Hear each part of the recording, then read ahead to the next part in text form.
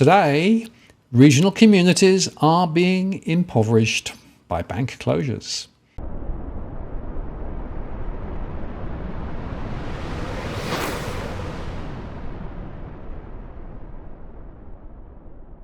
Hello again, it's Martin North from Digital Finance Analytics for our latest post covering finance and problem news with a distinctively Australian flavour. Well, Dale Webster has been at it again. She writes, heedless bank closures continue to impoverish regional communities where many don't have online resources, can't get to another bank, or don't have people they can trust to do their banking. Dale Webster is an inaugural recipient of the Walkley Foundation grant for freelance journalism on regional Australia. She publishes independently through her own title, The Regional. And she writes, the new year is fast underway, so it's time to reflect on the good, the bad and the ugly gifts regional Australians received on the issue of banking services in 2022. Closures since the start of January 2022 sits at 129 branches, with the majority of those, actually 77, either shuttering their doors or being issued with closure notices since Assistant Treasurer Stephen Jones released the final report of the Regional Banking Task Force on the 30th of September in spectacularly sneaky circumstances at 5:52 p.m. on a Friday evening before a long weekend. Jones also makes the post-Christmas wrap-up for most media inquiries ignored on the subject and wins Porky of the Year. We're reliably informed for allowing ABC producers to believe he was actually a member of the Banking Task Force, meanwhile knocking back yet another request for an interview on the report. No, Virginia, he wasn't on the task force. Sneakily released by the Albanese government recently, the much-awaited Regional Banking Task Force report contains nothing that will save a single bank.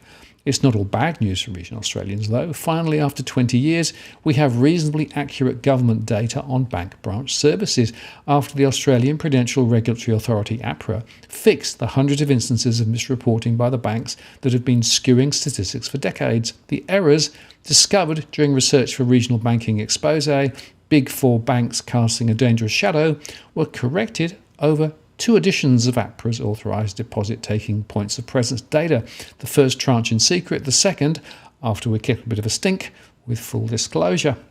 APRA's gift to the banks involved was letting them off the hook for years' worth of fines for breaches of the Financial Services Collection of Data Act of 2001. There is still much work to be done on this front, starting with getting APRA to publicly acknowledge that all corrections have been made, so those who have quoted false data over the years, including journalists, can make necessary amendments to the public record. Without this public admission, the saga is likely destined for the new Federal Independent Commission Against Corruption, ICAC, once it's established. If it gets to that point, ICAC will also be asked to look at APRA's inconsistent administration of data laws in relation to face-to-face teleservices being removed from branches. And moving on through our wrap-up, Treasurer Jim Chalmers hasn't missed out on a present this year, but disappointingly, he hasn't thanked us for it yet. A petition containing 5,000 signatures and asking for an immediate moratorium on regional bank closures, a new banking inquiry, and the pulping of the bank-stacked Regional Banking Task Force report has been sitting on his desk for months without a reply. To keep busy while waiting for a response, we've also gifted Dr. Chalmers more than 100 #BankStories tweets that share the forgotten voices from Regional Banking Task Force submissions. The Coalition's inquiry into the impact of regional bank closures was a biased exercise, resulting in a slew of branch closures nationwide. Hopefully, this will keep the issue fresh in his mind until Parliament resumes. Chalmers' team on Treasury has been given 2 Freedom of Information requests, one for the draft of the Regional Banking Task Force report as it stood at the change of government, and another for any documents relating to APRA and the correction of Bendigo and Adelaide Bank data. Unfortunately, the team is a bit modest and keeps returning them. We will persist because we really think Treasury deserves the attention. As Jones, Chalmers and the rest of their federal government colleagues made final preparations for Christmas last year, did they spare a thought for the people living in the 26 towns that have been left bereft of banks since the start of 2022? And what are the other 21 towns left without banks in 2021? This number includes Mortlake, Weewa and Smithton, where ANZ customers can't even try their luck at getting cash from the local post office. As the hash bank stories continue to show, many people do not have the capacity or resources to bank online. Many can't leave their towns to get to a bank, and many don't have family or friends that they can trust to do their banking for them. One submission stated, "There is not one bank still open in our local area.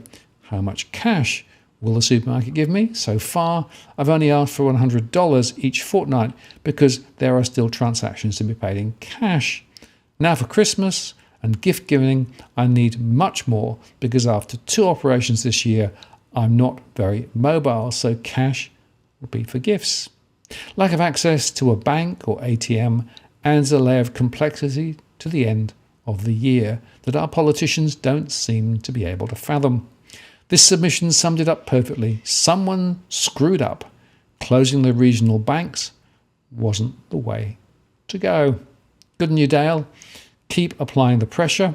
I'll have more data coming soon on the use of cash in regional Australia and how the changing shape of banking is impacting it.